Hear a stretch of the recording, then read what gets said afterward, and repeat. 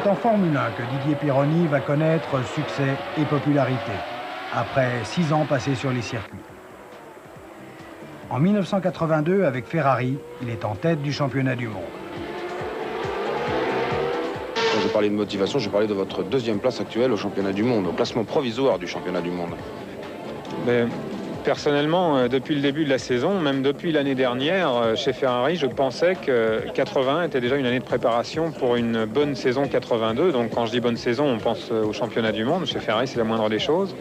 Et je suis assez optimiste pour cette saison, pour la fin de saison surtout, parce que la voiture est fiable, ce qui est déjà une chose importante pour le championnat. Elle commence à être performante maintenant et je sais que les modifications qui arrivent sont aussi importantes au niveau des performances.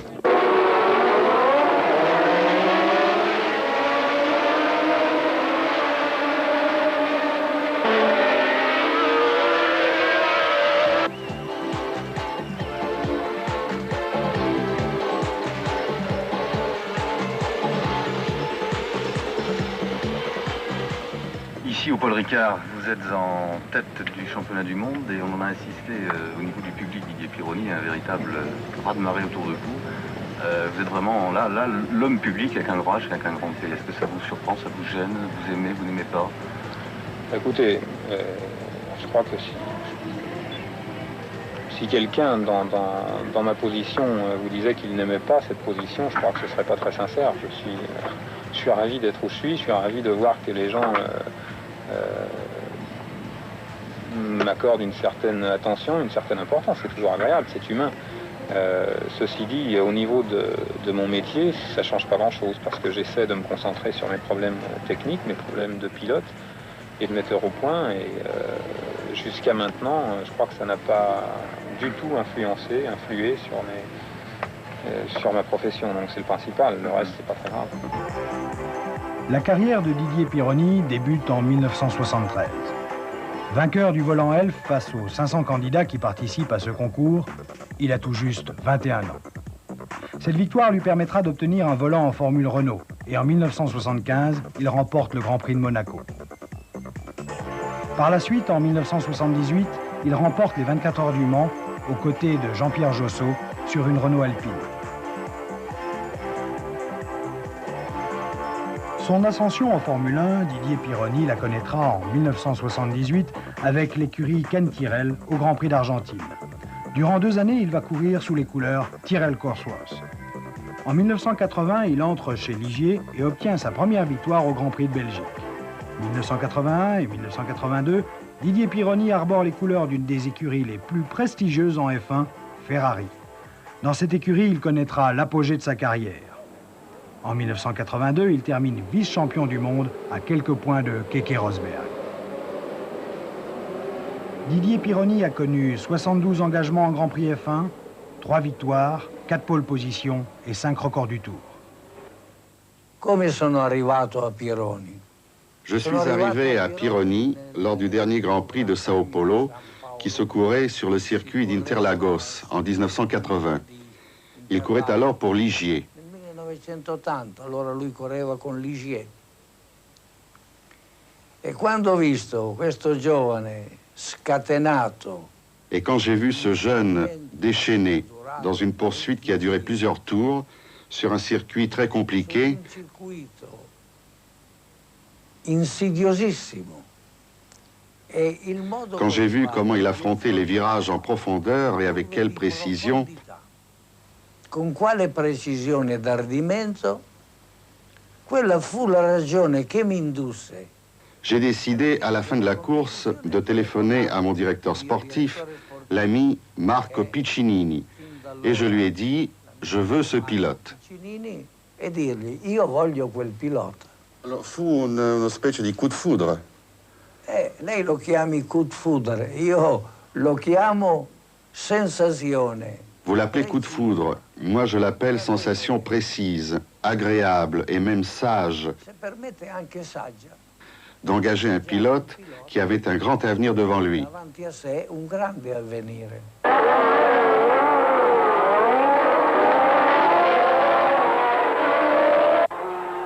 Plus ça va, en plus, plus le sport professionnalise, on peut dire, et plus il se professionnalise, plus on a de travail. C'est-à-dire que pour 3 jours de Grand Prix comme on fait ici, on a en moyenne entre 5 et 10 jours d'essai.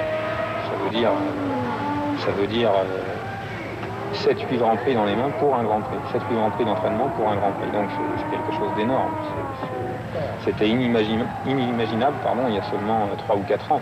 Maintenant, on fait des essais à outrance parce que c'est le professionnalisme et la compétition qui veut ça, qui le demande. Et pour être devant les autres, il faut faire ça. Donc tout le monde le fait.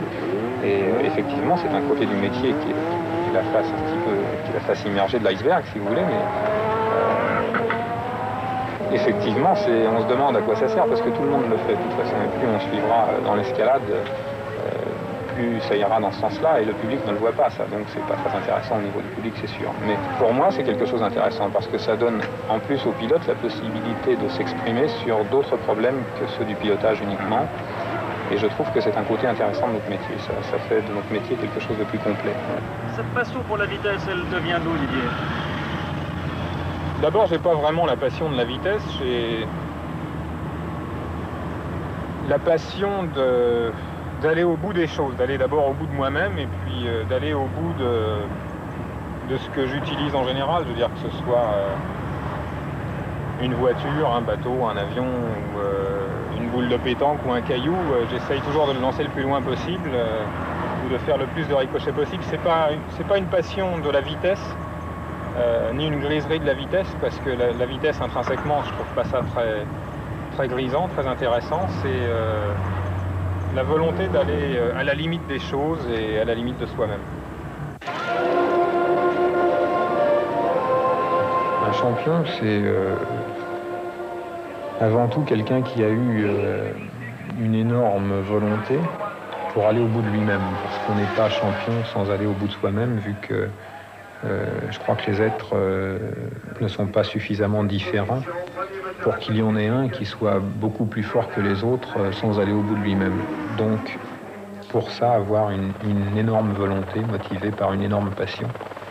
Le reste, évidemment, c'est un ensemble de qualités, de dons, qui font qu'en allant au bout de soi-même, on peut aller un peu plus loin que les autres. Le champion du monde est celui qui, à la fin d'une saison de Formule 1, réunit le plus de points. Moi, j'avais en 82 un certain nombre de points, mais le champion du monde a été Keke Rosberg, qui en avait 5 ou 6 de plus que moi. Donc, dans mon esprit, et sur le papier aussi d'ailleurs, je devrais dire sur le papier et dans mon esprit ensuite, j'ai jamais été champion du monde. C'est la seule chose importante.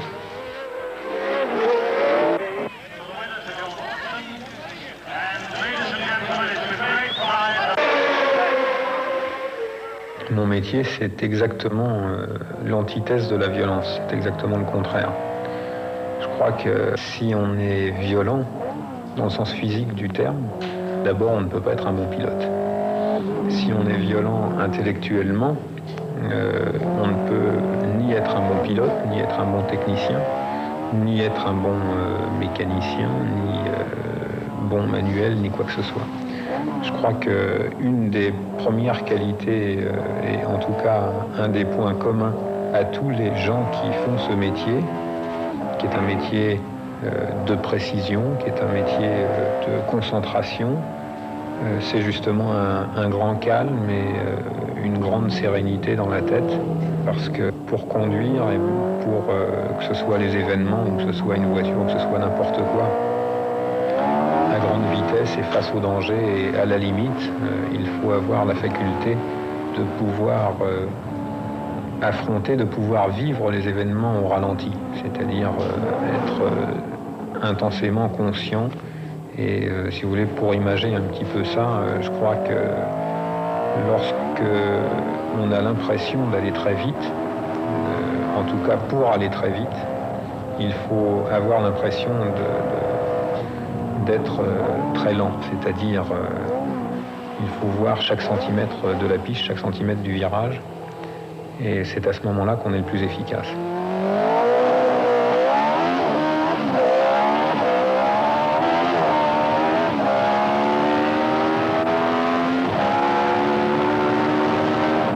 Je crois qu'il y a quelque chose qui est très important et qui est très particulier à la Formule 1, c'est cette sensation, cette omniprésence du risque, donc du danger de la mort qu'il y a et de l'accident qu'il y a toujours autour des paddocks, autour d'un circuit. Je crois que ça crée des liens qui sont entre tous les gens qui vivent la vie de la Formule 1, du championnat du monde. Ça crée des liens qui sont certainement un petit peu plus profonds qu'on peut en rencontrer dans beaucoup d'autres sports, même de haut niveau, et surtout beaucoup plus profonds que dans le show business, dans le cinéma ou dans la chanson, parce que c'est quand même un point commun qui rapproche beaucoup. L'accident qui m'a fait le plus peur, où j'ai le plus intensément ressenti ce sentiment de peur, c'était au Canada, lors d'une course de Formule Atlantique il y a 6 ans, c'était en 1976. Et je courais sur un circuit que je découvrais. C'était une course à laquelle Gilles Villeneuve participait d'ailleurs. Et je faisais pour la première fois une course sur ce circuit, donc dans une écurie qui était nouvelle aussi, dans une voiture que je n'avais jamais conduite auparavant. Et je n'avais pas, à cette époque-là, j'étais jeune et insouciant, je n'avais pas fait un tour pour voir la sécurité du circuit, pour voir comment était construit et fabriqué le circuit au niveau de la sécurité passive. Il y avait une grande ligne droite, au bout de laquelle on arrivait environ à 250-270 km/h. Et après avoir fait 4-5 tours, j'ai commencé à attaquer un petit peu, parce que j'avais très peu de temps pour faire un temps, c'était pendant les essais. Et le 6e tour, où je commençais à aller vraiment vite, au moment de poser le pied sur le frein, au bout de cette ligne droite, qui se terminait par une épingle à cheveux, donc on passait de 260 à peu près à 60 km/h, et le tout face à un mur, qui se trouvait vraiment au bord de la piste. Au moment de poser le pied sur le frein, donc, j'ai senti sous mon pied aucune résistance et surtout aucun freinage. La voiture était en panne de frein, il n'y avait absolument plus aucun frein. Et j'ai eu pendant 150 mètres, parce qu'on freinait 150 mètres avant l'entrée du virage et avant le mur, pendant 150 mètres, j'ai eu ce sentiment de peur, mais vraiment d'une manière très intense, comme je crois jamais je pourrais l'avoir plus intense dans ma vie. Parce que j'ai vraiment, pendant 150 mètres, ça a dû durer à peu près une seconde, je me suis vu mourir. Je me suis dit, sans aucun doute possible, là, c'est terminé pour toi, parce que j'ai tapé le mur à 250 et ça va être la fin. Et je me suis raidi, arc-bouté sur le volant et sur les pédales. C'est un réflexe normal, je crois, prêt à taper le mur. Et je me suis entendu crier dans la voiture. J'ai crié maman d'ailleurs. Et il y a eu l'impact, il y a eu le choc. Et j'ai ouvert les yeux et j'étais très étonné de me réveiller au milieu d'un tas de pneus, de morceaux de bois, de carton, etc. Et j'ai essayé de m'extirper de la voiture parce que c'est aussi un réflexe. Et j'ai pas pu parce qu'il y avait tellement de pneus au-dessus de ma tête que je pouvais pas sortir de la voiture. Et en fait, ce qui s'est passé, c'est que ce mur que je croyais être un mur, c'était en fait des panneaux publicitaires en bois qui étaient posés devant 7 ou 8 rangées de pneus, donc qui amortissaient les chocs, qui étaient là pour ça, et qui de loin apparaissaient vraiment comme un mur en béton armé. Alors, à partir de ce jour-là, je me suis intéressé sérieusement à la sécurité parce que je me suis aperçu que vraiment les pneus servaient à quelque chose et que ce jour-là, la personne qui a eu l'idée de mettre ces pneus m'avait sauvé la vie. Voilà ce qui a été pour moi le jour où j'ai ressenti avec le plus d'intensité la peur. C'est difficile pour une mère d'avoir un fils pilote de Formule 1? Oui, c'est très difficile, c'est même dramatique.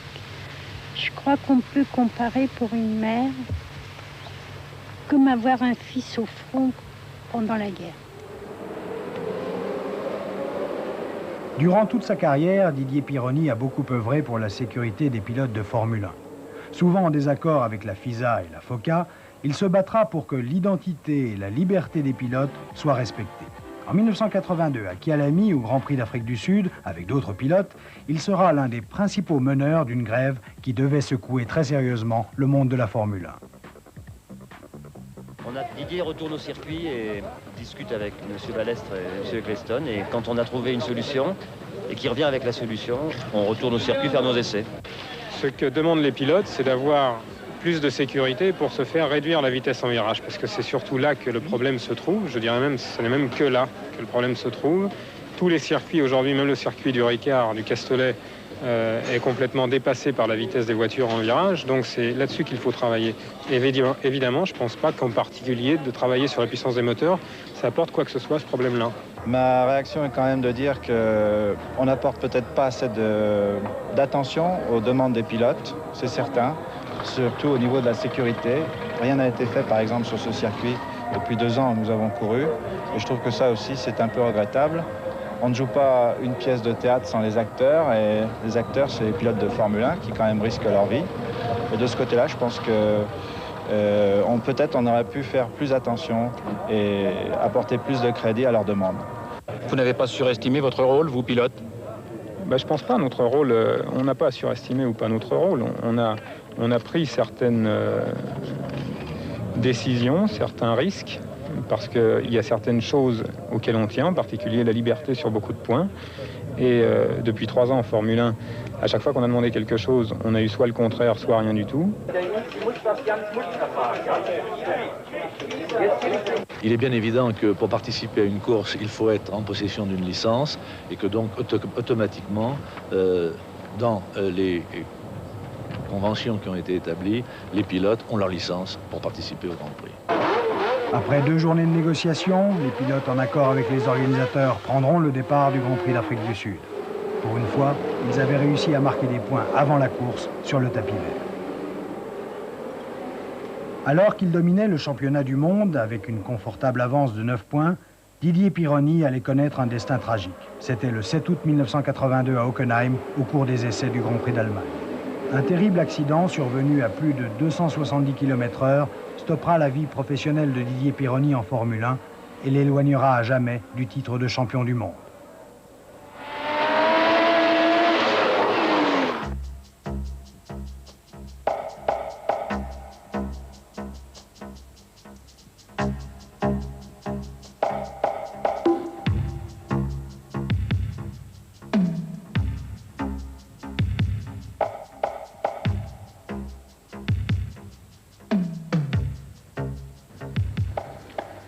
Eh bien, c'était la date du Grand Prix d'Hockenheim, du Grand Prix d'Allemagne. Et j'abordais ce Grand Prix avec un état psychologique un peu particulier, dans la mesure où, pour la première fois de la saison et pour la première fois de ma carrière, j'étais en tête du championnat du monde avec une avance confortable et donc une grande sérénité, parce qu'en plus de ça, je savais que ma voiture était la meilleure du lot et qu'elle me permettrait, surtout en fonction des circuits qu'il en restait à faire, de conserver, voire d'augmenter cette avance jusqu'à la fin de l'année. J'étais donc particulièrement confiant et particulièrement serein. Et la première séance d'essai, qui était le 6 août, le vendredi, a confirmé cet état d'esprit, à savoir que la voiture fonctionnait à la perfection, qu'elle était la meilleure de toute façon. Et j'avais effectué la pole position à la première séance d'essai officielle. Le samedi, pour la 2e séance d'essai officielle, où normalement on a la possibilité d'améliorer, de changer nos places sur la grille, il pleuvait énormément sur le circuit. Donc j'avais fait un très bon temps au bout de 3 tours.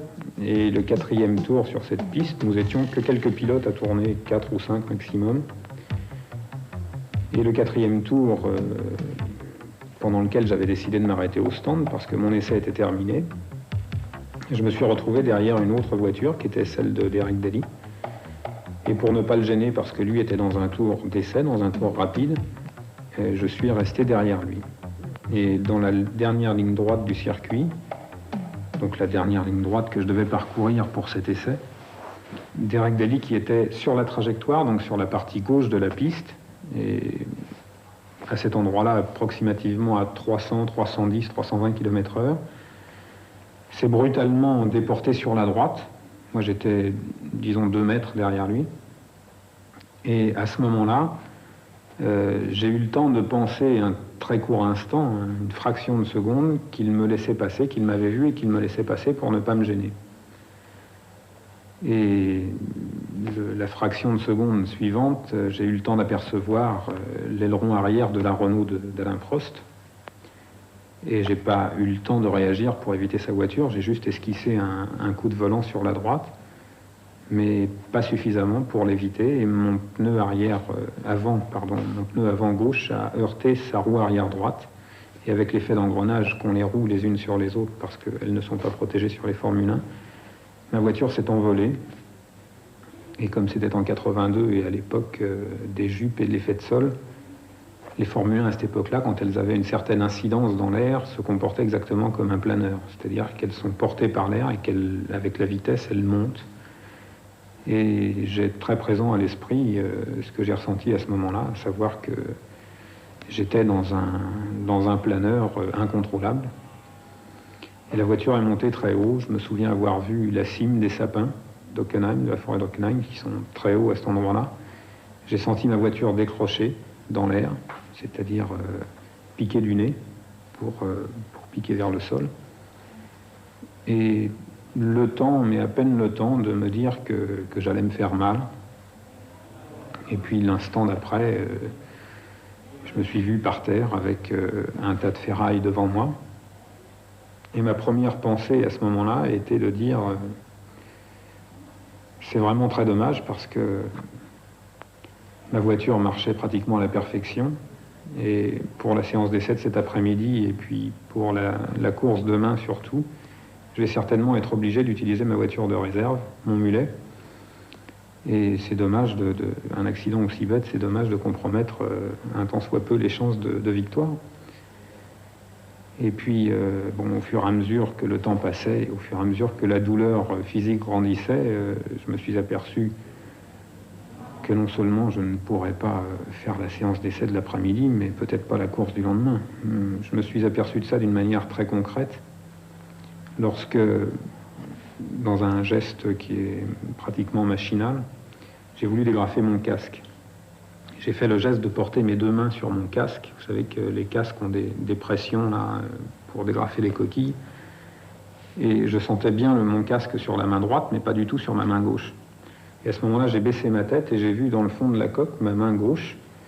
Et je me suis aperçu à ce moment-là que mon bras était cassé et que, effectivement, j'aurais très peu de chances de faire la course le lendemain.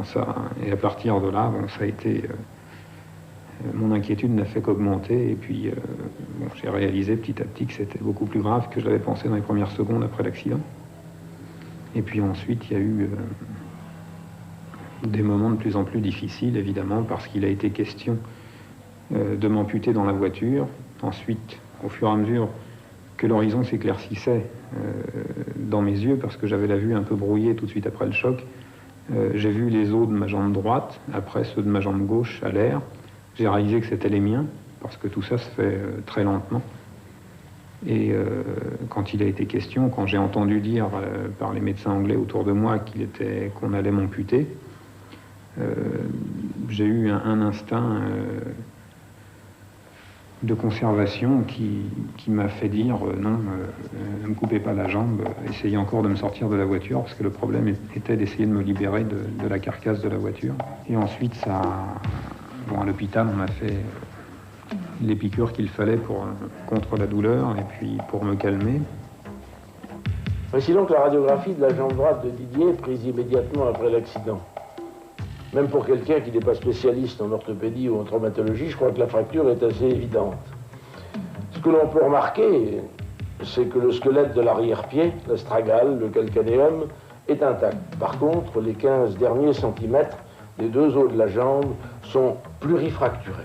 Vous voyez, ce fragment ici était complètement en dehors de sa place habituelle et avait perdu toutes ses connexions vasculaires et donc toute sa nutrition. Le péroné lui-même était fracturé en plusieurs fragments et tout ceci, tous ces fragments tibiaux-là, avaient plus ou moins perdu de leur connexion vitale.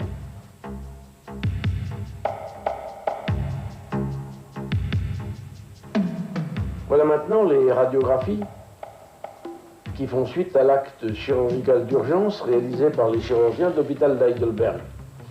Je vous rappelle, et beaucoup d'entre vous le savent, que Didier, en plus de ces lésions squelettiques, avait une lésion des artères de la jambe droite dont l'une a été réparée en urgence.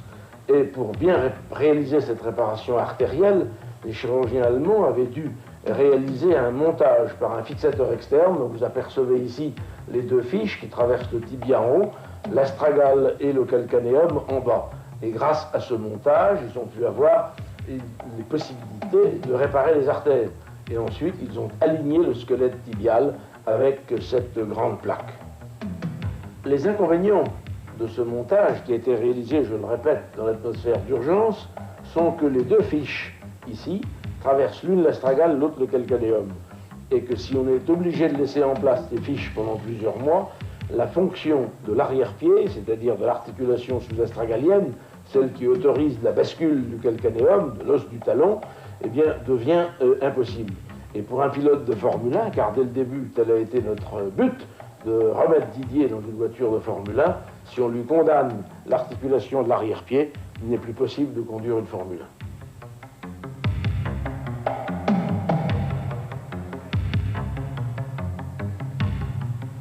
1. Alors, pour pallier aux inconvénients du montage précédent dont je venais de parler, voici ce que j'ai pu réaliser dans une période secondaire, c'est-à-dire un peu plus de 2 semaines après l'accident.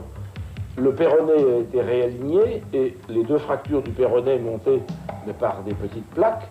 Le tibia lui-même a été maintenu toujours par un fixateur externe, mais toutes les fiches du fixateur externe que vous voyez là, et en particulier les plus basses, sont au-dessus de l'articulation tibio-tarsienne dont on voit ici l'interligne. Et ainsi, l'arrière-pied a été libéré et Didier a pu rééduquer l'arrière-pied presque immédiatement après cette intervention.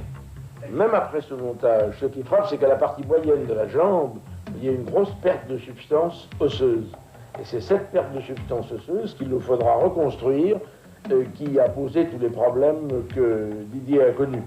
Parce que, en plus des dégâts osseux, il y avait des dégâts cutanés, tout ceci était ouvert, et il y avait une infection pas très puissante, mais qui a persisté un certain temps, et qui nous a valu la désagréable surprise de devoir de greffe dans cette région, en partie absorbée ou digérée par les micro-organismes. Et ce n'est que lorsque la couverture cutanée a été complète que nous avons pu réaliser la dernière greffe.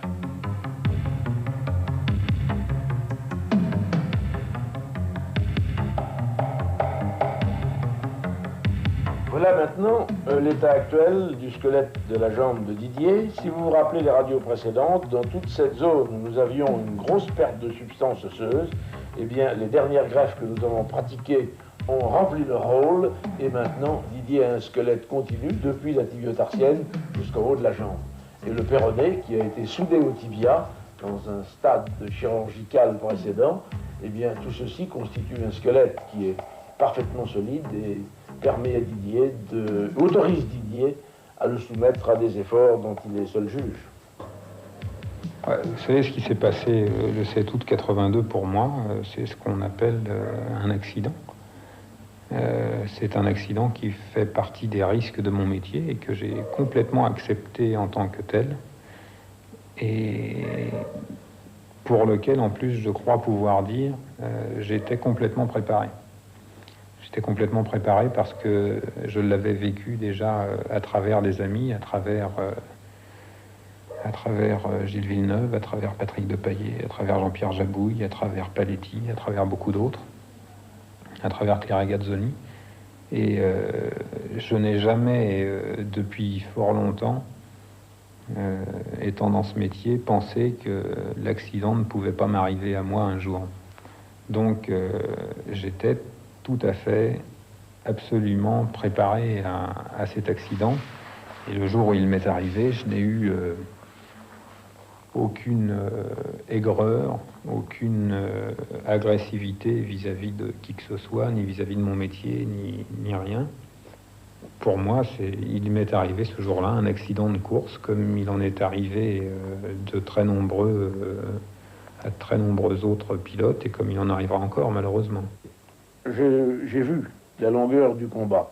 Je me suis probablement un peu trompé sur la longueur, mais enfin il y a d'autres problèmes qui sont intervenus entre-temps, mais je n'avais pas prévu les 4 ans que cela a nécessité. Mais entre-temps, Didier a su s'occuper et nous avons éloigné les temps opératoires. Ce qui nous a compliqué la situation, c'est que dans toutes ces lésions ouvertes et largement ouvertes, avec perte de substances cutanées, souillées par la terre et des circuits, eh bien, il y avait au niveau de la jambe droite une infection que nous avons mis du temps à juguler. Et c'est ce qui a prolongé la durée du traitement et qui a fait que une séance de greffe, et même 2 séances de greffe osseuses, n'ont pas été suivies. Les 2 premières n'ont pas été suivies de plein succès. 3 ans dans un endroit comme ça, c'est pas ce qui est le plus marquant. Ce qui est le plus marquant, c'est effectivement de se retrouver du jour au lendemain dans un état physique ou moral, d'ailleurs, je crois que ça doit être tout à fait comparable comme expérience, qui d'un seul coup nous fait voir les choses de la vie d'une manière complètement différente et nous fait surtout toucher du doigt la valeur de la santé, parce que c'est de ça qu'il s'agit, la valeur des choses en général, la valeur de pouvoir se déplacer, de l'appui sur les jambes, de pouvoir tenir debout, de choses tout à fait primordiales dans la vie. Et c'est comme tout, je veux dire, que ce soit la santé, l'amitié, l'amour ou n'importe quoi, c'est le jour où on en manque, qu'on s'aperçoit que c'est vraiment quelque chose d'important et de grand. L'expérience que je tire de mon accident, c'est un petit peu ça. J'ai appris à quoi servait une paire de jambes et j'ai appris que la santé, finalement, c'est quelque chose qui est très très important, certainement le plus important dans la vie.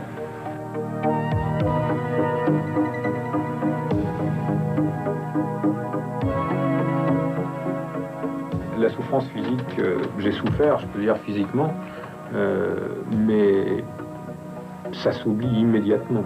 Et on peut souffrir aux limites de ce qui est possible, ça s'oublie. Je veux dire, il n'en reste rien. Moi aujourd'hui, les souffrances, et j'en ai encore de temps en temps, physiques, ça me pose vraiment absolument aucun problème et j'ai pas du tout d'appréhension quand je dois aller me refaire opérer ou qu'on doit... je vais faire des choses qui, je sais d'avance, vont me faire souffrir. J'ai absolument aucune appréhension parce que c'est passager, parce que ça pose pas de problème. Je veux dire, ça s'oublie. Mais psychologiquement, c'est différent parce que les problèmes psychologiques sont des problèmes... enfin, les souffrances psychologiques restent. Bravo. C'est une bonne béquille. Là, ils étaient placés exprès pour le film, mais je suis sûr que celui-là, je peux le faire aussi.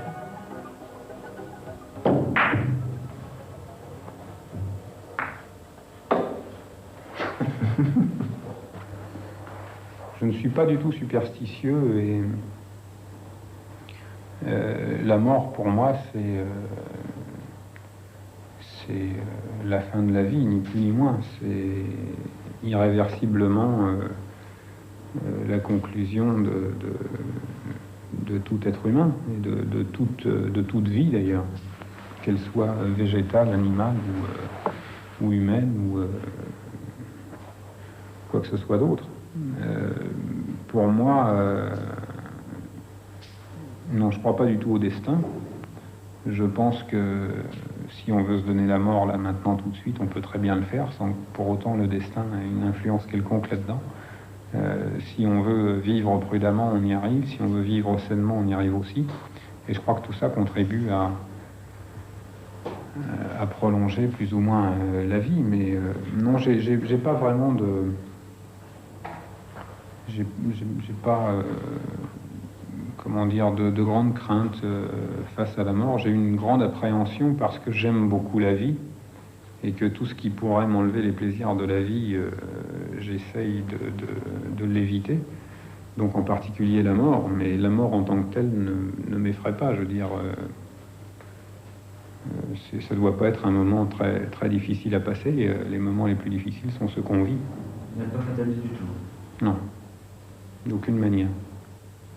Je ne suis fataliste d'aucune manière. On y pense quand on rentre dans une voiture, quand on s'installe au volant d'une voiture. Non, en général, non. On ne pense pas à la mort lorsqu'on s'installe au volant d'une voiture. On peut y penser quelquefois rétrospectivement ou avant, bien avant, mais je veux dire, quand on rentre dans une auto de course, donc quand on va affronter un certain nombre de risques, on pense d'abord à aller le plus vite possible et aux problèmes techniques du moment. Par contre, j'ai eu malheureusement à plusieurs reprises l'occasion de connaître la mort à travers des proches, à travers des amis, à travers ma famille. Et je crois que ça sont les moments les plus difficiles qu'on peut passer dans une vie, parce que on mesure dans ces moments-là la légèreté de tout ce qui est le reste, je veux dire, de tout ce qui n'est pas la vie. Et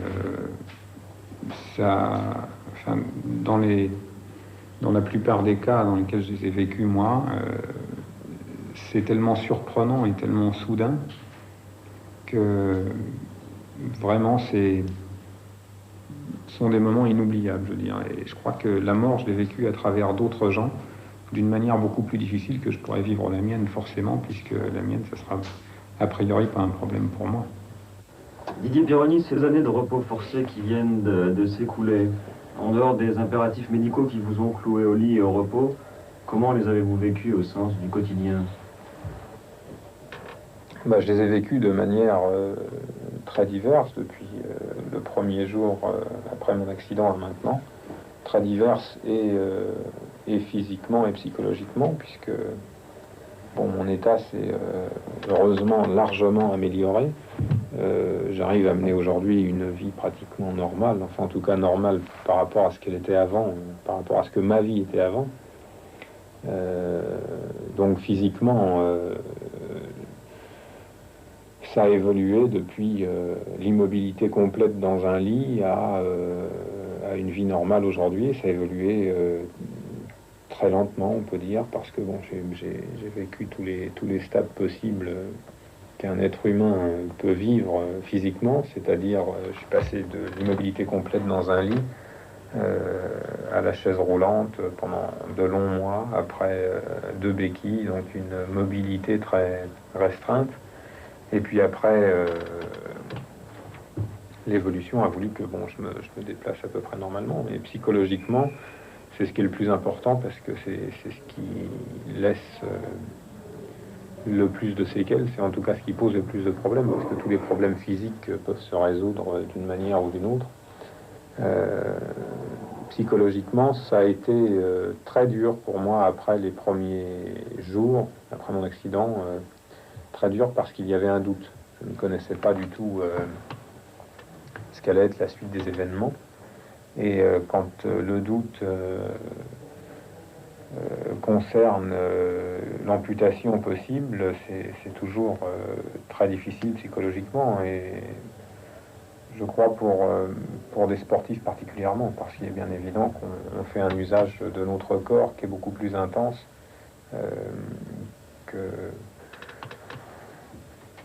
que peut le faire une personne qui travaille tous les jours derrière un bureau et qui n'a jamais fait de sport de sa vie. Je veux dire, on attache une importance beaucoup plus importante au corps, et je crois que je fais partie des gens qui se sont servis et qui serviront encore de leur corps d'une manière très intense. Voilà, oui, c'est bon.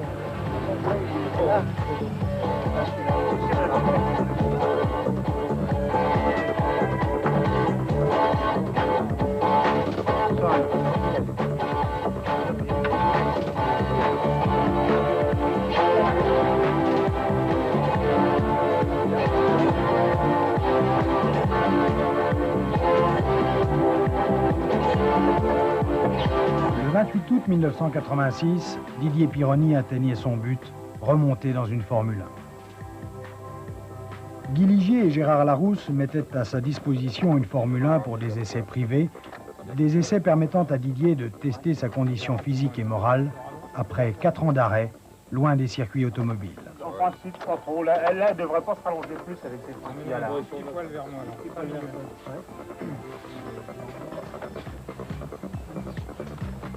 Là. Tu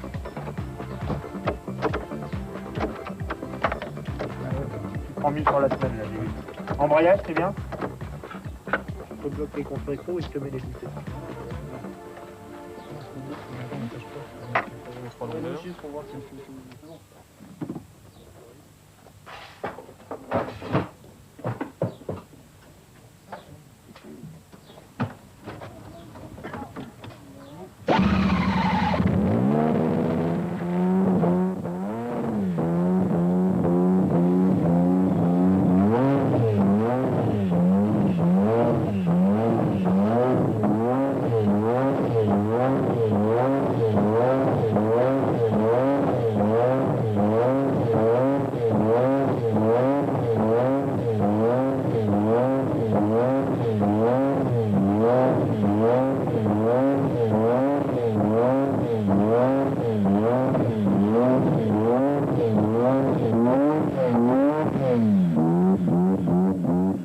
Didier Pironi, à la fin de cette première séance d'essai, quelles sont vos conclusions? Mes conclusions, ils sont complètement conformes à ce que je pensais avant de venir.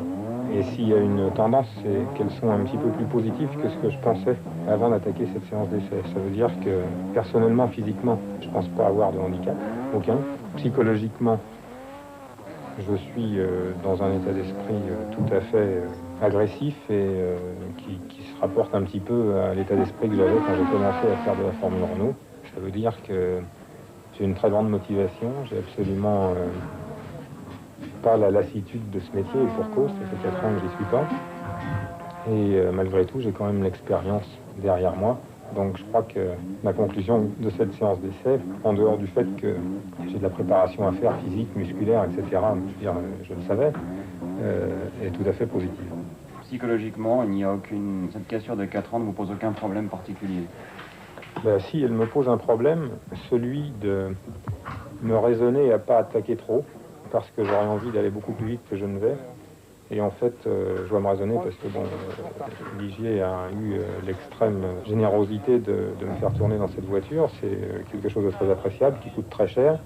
Je crois que je l'apprécie à sa juste valeur. Et je veux dire, moi, je veux pas aller à la limite tout de suite, donc j'ai envie de le faire, mais je me raisonne pour pas le faire. Voilà le problème que ça me pose. Quand on écoutait les gens discuter pendant ces 2 jours autour de vous et de votre voiture, tout le monde disait Didier est complètement capable de reprendre une Formule 1 dans un Grand Prix, mais maintenant la décision elle lui appartient complètement. Il la prendra certainement après. C'est quelque chose qui va mûrir encore ou la décision est prise aujourd'hui? La décision n'est pas prise dans la mesure où ce qui conditionne cette décision, c'est pas mes aptitudes physiques ou psychologiques, ça je sais à quoi m'en tenir, c'est les opportunités que j'aurai d'être incorporé dans une écurie de pointe avec des chances d'être champion du monde. Si c'est pas le cas, je pense que je ne courrai pas. Je crois que j'ai fait la preuve aujourd'hui que je suis capable de conduire au niveau auquel j'étais il y a 4 ans. Maintenant, je veux dire, il faut que les conditions de l'autre côté soient bonnes aussi, sinon il y a tellement d'autres choses à faire dans la vie que faire de la Formule 1 en tant que figurant, ça ne m'intéresse pas une seconde.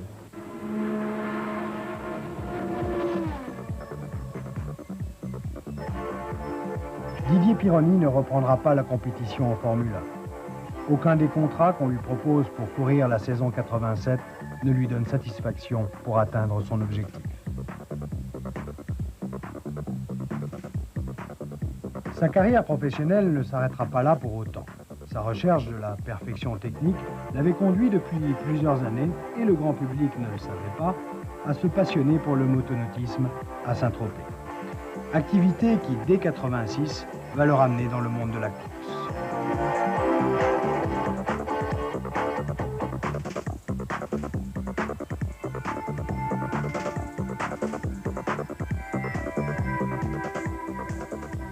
Les affaires dont je m'occupe aujourd'hui, donc principalement cette affaire de bateau, principalement en emploi du temps, parce que dans le bateau, enfin dans ce genre de bateau particulièrement, il y a une technicité assez évoluée.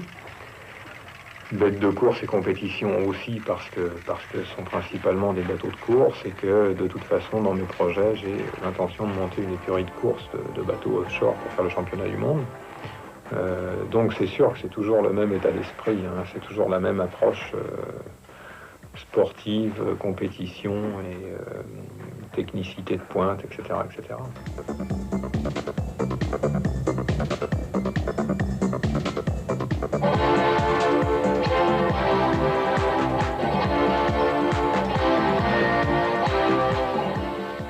Après une année d'essai, Didier Pironi, qui a retrouvé ses amis Guénard et Giroud, crée la première et l'une des rares écuries offshore françaises. Une équipe, un bateau, Colibri. Un bateau déjà révolutionnaire dans le monde de l'offshore, un milieu jusque-là dominé outre-Atlantique par les Américains et en Europe par les squadras italiennes. Deux moteurs, 1700 chevaux, 170 km/h en vitesse de pointe, une coque en fibre de carbone, autant d'éléments qui lui rappellent la Formule 1. Le début de saison s'avère difficile pour l'équipe Pironi. La surpuissance des moteurs sera à l'origine de nombreuses défaillances mécaniques, contraignant Colibri et son équipage à une série d'abandons.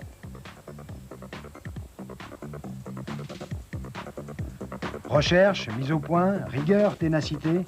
5 mois plus tard, Didier Pironi signe sa première victoire dans le championnat d'Europe. C'est le 16 août dernier à Arendal, au Grand Prix de Norvège.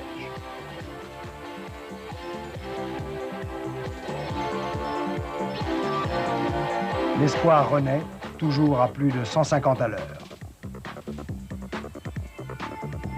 L'offshore, un sport risqué, certainement. Et Didier Pironi, qui durant toute sa carrière s'est battu pour la sécurité des pilotes, n'a jamais sous-estimé les dangers qu'il courait.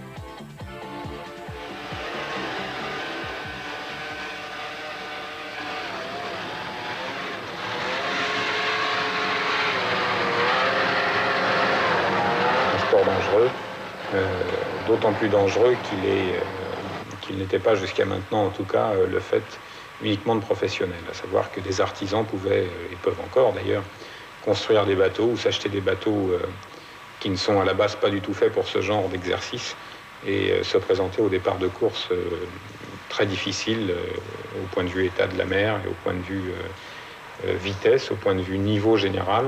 Et en général, c'est ce qui engendre le plus d'accidents.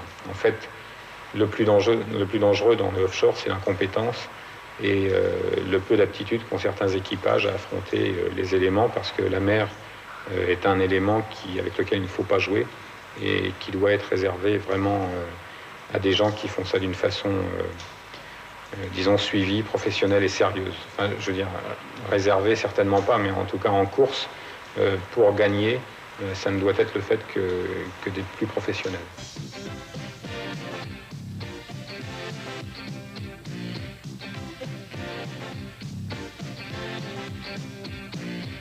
À 35 ans et en 15 ans de carrière, Didier Pironi a tout connu.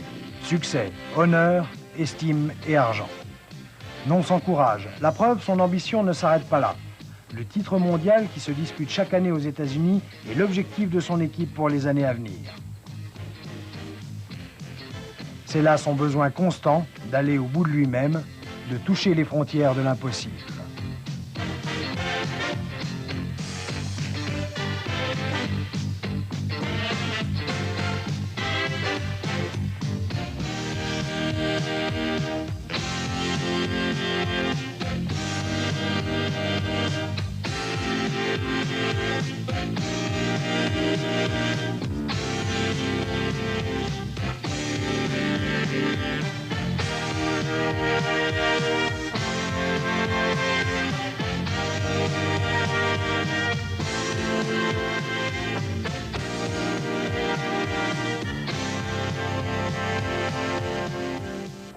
Vous aimez la vie, Didier Pironi? Je crois que c'est ce que j'aime le plus, évidemment. La vie, c'est la chose à laquelle je tiens le plus, parce que c'est ce qui donne tout le reste. C'est de là que tout part. Donc, je veux dire, ne pas aimer la vie, c'est une folie.